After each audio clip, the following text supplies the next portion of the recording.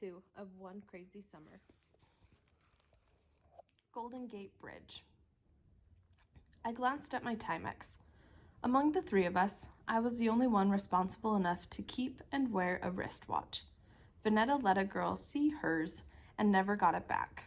Fern was still learning to tell time, so I kept hers in my drawer until she was ready to wear it. 6.5 hours had passed since we'd hugged Big Ma and kissed Pa at John F. Kennedy Airport. The clouds had made peace with our Boeing 727. It was safe to breathe. I stretched as far as my legs could go. With these long legs, I'm taken for 12 or 13, even a little older. No one ever guesses 11 going on 12 on their first try. More than my long legs, I'm sure it's my plain face that throws them off. Not plain as in homely plain, but even plain, steady. I'm not 9 or 7 and given to squealing or oohing like Vanetta and Fern. I just let my plain face and plain words speak for me. That way, no one ever says, huh, to me. They know exactly what I mean. We were long gone from thick white clouds, the plane steadily climbing down.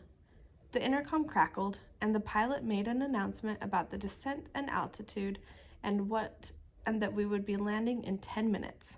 I let all of that pass by until he said, "And to your left, as we circle the bay, is the Golden Gate Bridge." I was now a liar, a stone-faced liar. I wanted to squeal and ooh like a 7-year-old meeting Tinkerbell. I had read about the Golden Gate Bridge in class, the California Gold Rush, the Chinese immigrants building the railroads connecting east to west. It wasn't every day you saw a live picture of what you read about in your textbook. I wanted to look down from above the world and see the Golden Gate Bridge. Being stuck in the middle seat, I was mad at myself. Of the three of us, I was the first to board the 727. Why hadn't I taken the window seat when I'd had my chance? Instead of the squeal I knew wouldn't come out of me in the first place, I sighed.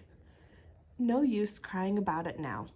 The truth was, one pout from either Vanetta or Fern, and I would have given up the window seat.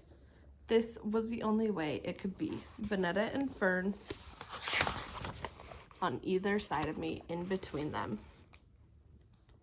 6.5 hours was too long a time to have Vanetta and Fern strapped side by side picking at each other.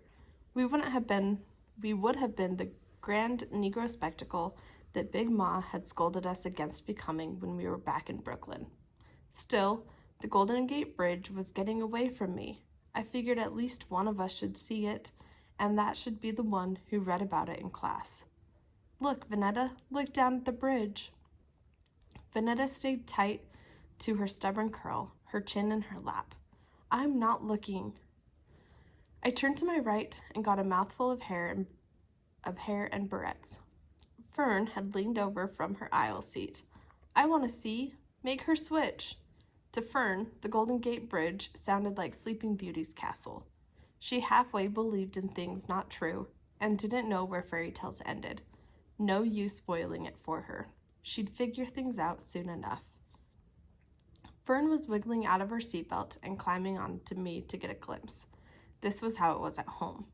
Why should 1,000 feet up in the air make any difference? "Sit back, Fern," I said in my plain, firm voice. "We're getting ready to land." She pouted but sat back down. I tightened her seatbelt. Vanetta's face stayed in her lap. That was just pitiful. "Go look down, Vanetta," I said, "before you miss it." Vanetta refused to pry her chin from her lap. She stuck her thumb back in her mouth and closed her eyes. I wasn't worried about Vanetta. Once we got on the ground, she'd be her showy self again, and this fraidy cat episode would be long faded. As we continued to circle the bay above the Golden Gate Bridge, I felt like I was being teased for the simple act of wanting. Each time the plane curved around, I knew in my heart it would be my last chance, and the bridge was singing, "Na na na na na na, you can't see me." Now, I had to see the bridge. How many times would I be this high up and have a sight as spectacular as the Golden Gate Bridge right underneath me? I loosened my seatbelt, lifted myself, and leaned over Vanetta's head and shoulders to get a look out of the oval window. I pressed against Venetta, just a little, not enough to cause a stir.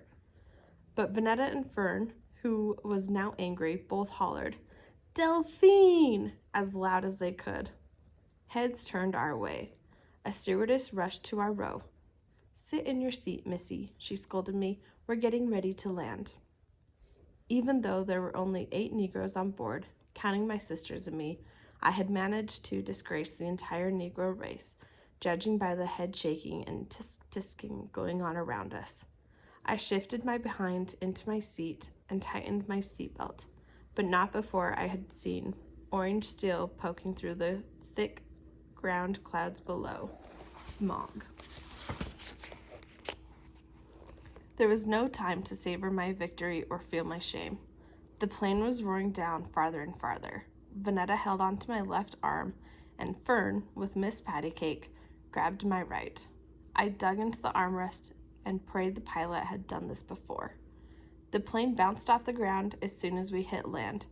It kept bouncing and surging forward until the bouncing smoothed out and we were rolling against the ground, nice and steady.